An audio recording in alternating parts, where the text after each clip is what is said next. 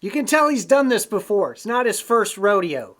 I don't know why we use that. Is one rodeo enough to know what you're doing? Anyway, yes, the bottom end is kind of where the money's at, figuring things out with electric violin once you've got the proper preamp and everything.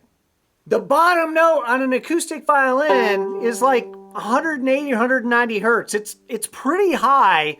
There's really not a lot of beef coming out of these things, and this wooden body won't reproduce any of those low frequencies. These are kind of high, thin sounding instruments. A piezo pickup can reproduce tones down to 1 hertz, below human hearing. We get a ton of bottom end out of an electric that we don't get out of an acoustic.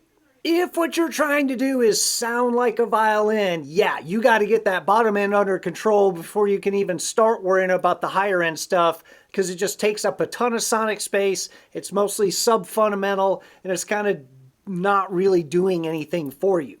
If you're not trying to sound like a violin, like most of my stuff, I'm trying to sound like something else, then you can keep it. But like he said, if you want to sound like an acoustic, you want to fill that hole that an acoustic fills, you got to chop a bunch of bottom end, then you can start focusing on the higher frequencies there. And of course, none of that matters if you have an impedance mismatch, if you've got a passive EQ coming to a passive DI, nobody's prepared for this high impedance.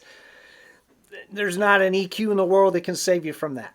My general rule on EQ, apart from high pass filtering, is if you're doing a lot with your EQ, you probably have a source problem. So if you're changing more than, I don't know, 3 or 4 decibels at any given frequency, you probably want to look at your source.